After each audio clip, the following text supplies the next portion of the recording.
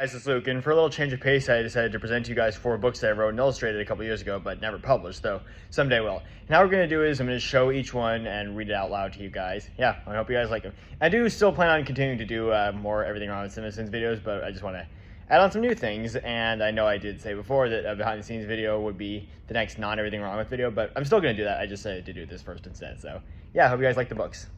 Oh, the book we're going to be starting with is A Land of Friendly Monsters, which is my favorite of the books that I've created. And here we go. Once upon a time, there was a city named Monsterotopia. It was a city full of monsters, but it was not what it seemed. All the monsters were very friendly, but because other people in the world did not know that, the mayor had one rule. It was that the monsters couldn't leave the city unless there was an emergency. All the monsters were fine with that, as they loved living in Monsterotopia. But what they didn't know was that things were about to change. There was a monster named Horneye who had been exiled for being unkind, selfish, and self-centered. Ever since then, he resented all friendly monsters and wanted to make their personalities similar to his own with his new invention. He also had 3 monster henchmen who were named Thumb, Flamefang, and Bobby McBull. So one night they snuck into Monsterotopia and tranquilized 5 monsters. Their names were Krabby, Shark, Bellychick, Slug-Eye, and Moon. But when they went to tranquilize a monster named Tristripe, he woke up and was alerted to their presence. They were all startled and took a step back. Because of that, Flamefang accidentally set Tristripe's house on fire.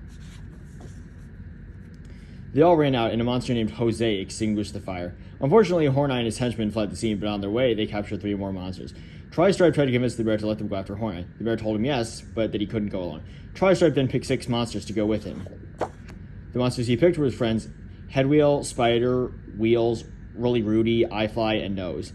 The group of monsters left Monstertopia and set out off to rescue the 8 captured monsters. They could see Horneye's castle in the distance and walked to it. It took them 8 hours to walk there. Eyefly had helped them find the way and could see within 1,000 miles. Unbeknownst to them, they had been spotted by Bobby McBull. Meanwhile, Slug-Eye, Moon, Shark, Bellychick, and Krabby had been imprisoned in the castle along with the 3 other monsters who were named Drip, Shrog, and Moog, who was Moon's brother. Horneye revealed his evil intentions to him and flew to get his invention. As he got back, he said, "I choose Shrog to go first." Meanwhile, the monster group saw a guard at the entrance. To make sure he wouldn't be a problem, Nose snuck up behind him and knocked him unconscious before tying him up.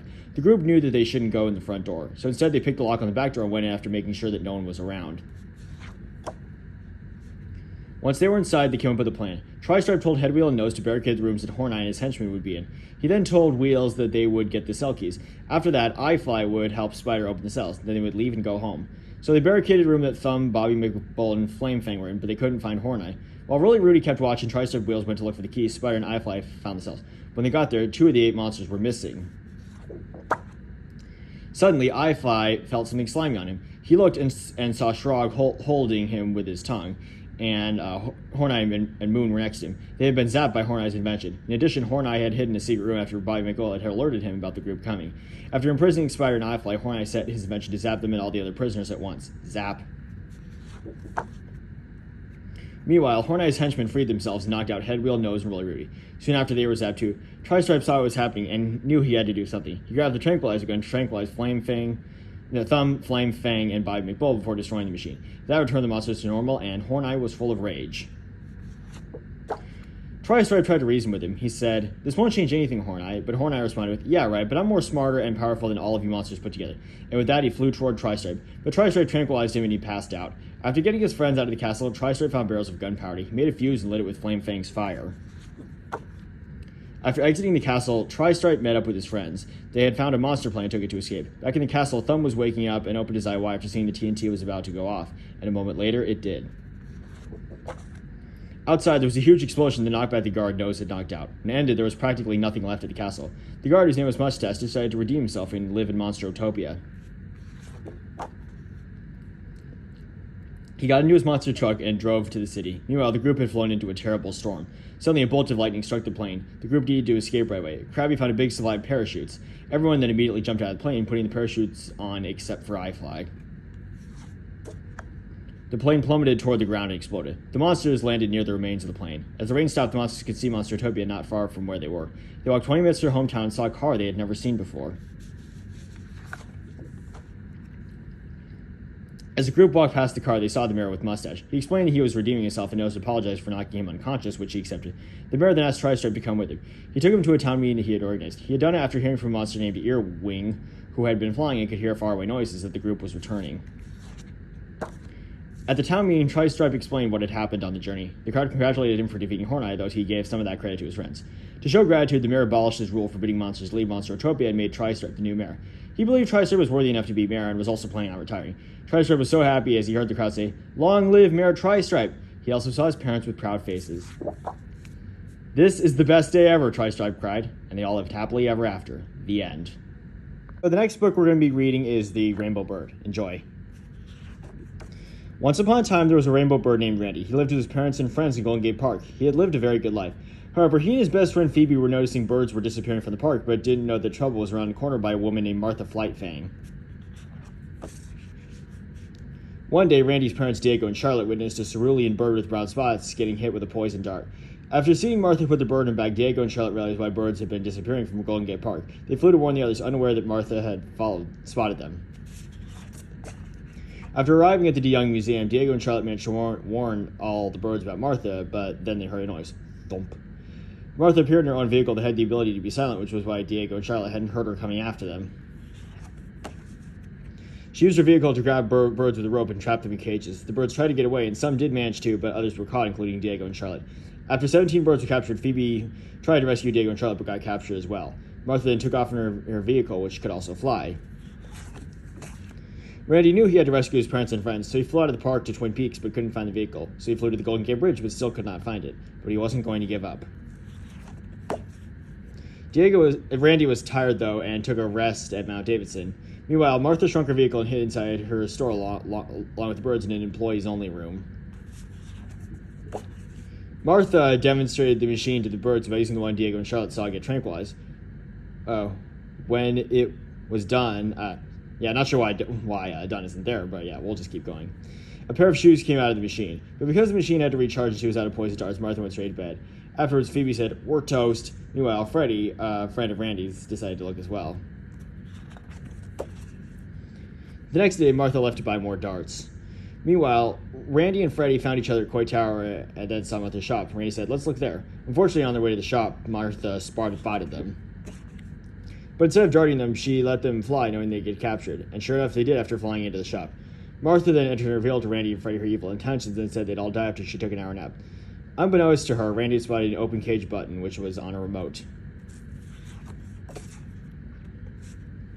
Randy stretched his wing out and pushed the button. The cage is open and all the birds flew out an open window. When Martha came down and found out, she snapped. She got her monster vehicle and started driving recklessly, but had been witnessed by a man named Justin who had seen her shoot a bird in Golden Gate Park, and then he called the cops. Martha chased the birds to Golden Gate Park. When she got there, Randy decided to put an end to her reign of terror. He called after her, "Hey, Tranky lady, come and get me." Martha did what he said and tried to dart him, but he dodged every dart. When that didn't work, Martha furiously chased Randy but could not catch him. Unfortunately, she didn't pay her attention to her surroundings and slipped and fell in mud, and that's when the police showed up. After Randy and Justin explained everything to the cop, he arrested Martha and said, "You, ma'am, will be wearing a dirty orange jumpsuit. Your soul will be shut down. Your vehicle will be given to Justin." After Martha was taken away and Justin left, Randy was hailed as a hero by the other birds, and people were happy to hear that the birds were no longer in danger. The end. So the third book we're going to be reading is called A Frog's Journey. Hope you guys like it.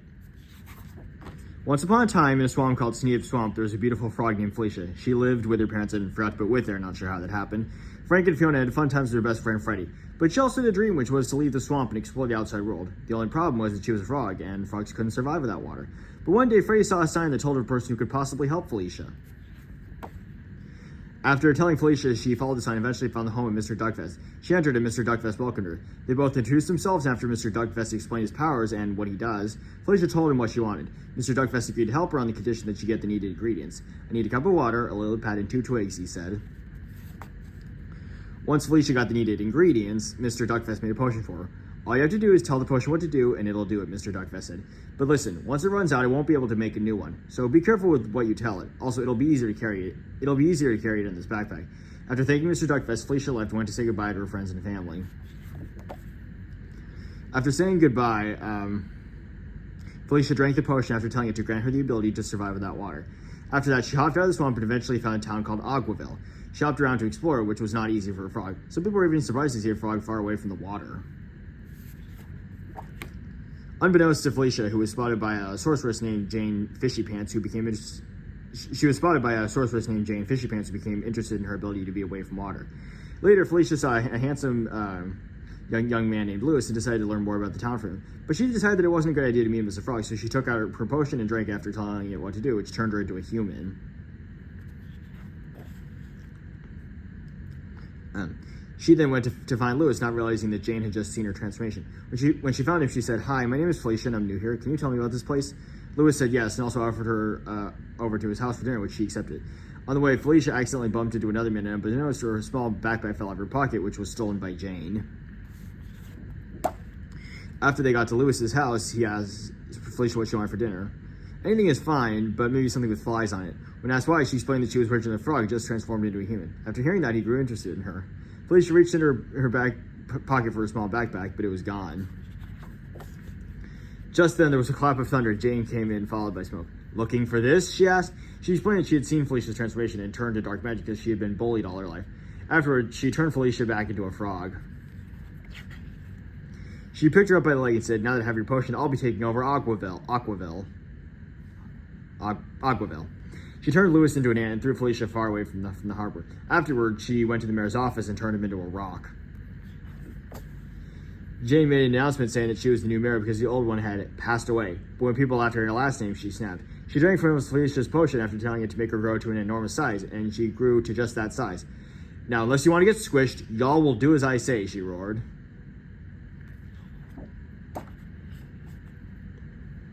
Meanwhile, Felicia had landed far from Aquaville and didn't know how to stop Jane. Then she got an idea and began to swim back to Aquaville. When she got back to the town, she was shocked to see how huge Jane was. However, she hopped to the top of a building and then hopped into Jane's pocket without her noticing. She grabbed her potion and escaped Jane's pocket, but Jane noticed her that time, unfortunately. Fortunately, Jane missed her and she hid behind a tree. There wasn't a lot of her potion left, so she came up with a plan. She drank a little bit and Jane returned to her normal size, as that was what Felicia had told the potion to do. As Jane was furiously looking for her, Felicia drank the potion 2 more times and she turned back into a human. In addition, Lewis and the mayor also became human again. After Jane was arrested, Felicia explained where she came from and how she defeated her enemy. The mayor was so impressed with what she had done that he did 2 things for her. He offered her to be his lookout and gave her a place to live in Aquaville, which she immediately accepted. After settling in for a few days, she went to do an important thing. Felicia returned to the swamp she came from to see her family one last time. After sharing a story with them, Frank and Fiona told Felicia how proud they were of her and wished her good luck to her new life in Aquaville. After saying goodbye to her parents, Felicia went to start a new life as a human. The end. And the last book we're going to be reading is called Utopia to Dystopia. Enjoy. Once upon a time, there was a clean town named Recycleville. In the town, everyone was very resourceful and kept the town clean and shiny. Because of that, everyone was happy in Recycleville. And the one to thank for all that was a talking bin named Binny. "Can I have an autograph?" "Yes."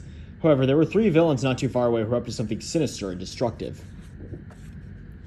Their names were Chips, Straw, and Bottle. They had recently made a virus named Frank. So one day, Bottle ordered Frank to go destroy Recycleville. "Destroy as much as you can." "Yes, sir." Once Frank arrived in Recycleville, he used his powers to cast a spell on the city. The next day, Recycleville was in ruins and became a dystopia. Everyone was shocked and coughing, but he told the citizens to evacuate and go to a cleaner place. He then called his friends Carrie and Cooey to come and help him. "I need your help. We'll be right over." As Carrie and Cooey drove in their P car, they were shocked by how dystopian Recycleville had become. After meeting up with his friends, Binny got in the P car. They then drove away from the city and didn't stop until the car ran out of fuel. "Darn, I forgot to bring fuel supplies." They got out of the car to get apples, which the car ran on, and saw Frank's footprints on the ground. Just then, the 3 friends heard a crash behind them. They turned around and saw a broken bottle. Binny walked to it, but there was a smell that made him pass out. It was a sleeping potion. Carrie and Cooey ran over and also passed out after inhaling the smell. And that's when Bottle, Chips, Straw, and Frank showed up. Well, Bottle said. "It seems we found the ones responsible for keeping that town clean." The villains tied the 3 friends up and put them into a flying crate with hands. It flew to the evil lair and put the 3 in a giant jar. When they woke up, they were face to face with the villains. Bottle introduced themselves and revealed his evil intentions. "I've hated your cleanliness, Billy, so you'll work for me and we'll make the world even more filthy." When Binny refused to work for him, Bottle said, "I thought you'd say that, so I came prepared with my new invention." "But you won't go first," Bottle then said. "Carrie will. Ladies first." Carrie stepped into the machine. When she came out, she looked like a dirty and rotten carrot. But because the machine had to wait an hour to reload, Bottle and the others, including Carrie, left the room. After they left, Binny knew they didn't have much time. Cooey then began to use her body to climb to the lid. Once she got to the top of the jar, Kui was able to get the lid off and escape. Before going to get something to free Binny, she threw a dirty piece of trash in the machine, which caused it to malfunction. The machine eventually exploded, which returned Carrie to normal. She made a run for it with the villains behind her. Get her! Meanwhile, Kui had freed Binny from the jar with a rock. Just then, Carrie and the villains showed up, and Bottle and Frank charged. You ruined everything. No, you have. But Kui threw the rock and Bottle shattered. When Frank jumped, Binny splashed water on him and he turned into a black petal. After that, the curse on Recycleville ended. After that, Binny told Chips and Straw to run away and never returned. They obeyed, admitting defeat. The three friends then took Bottle's car and drove until they found the P-car. There it is. After arriving back in Recycleville, the three friends were happy that it was back to normal. Binny then let every citizen know it was safe to return via email. An hour later, they did. It's back to normal. Binny, Carrie, and Kui were then praised as heroes for saving Recycleville. We love you. Thank you.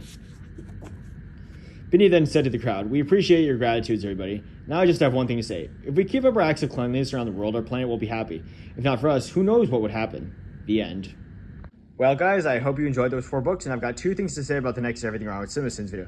The first is that it's going to be on Spider-Man Across the Spider-Verse, and the second is that as I make that video, I'm also going to do things to make a behind-the-scenes video of how I make my Everything Wrong with Simpsons videos, which I hope you guys also enjoy. I still haven't entirely figured out how I'm going to make that, but I've got ideas now. Yeah, thank you for watching, and have a good day.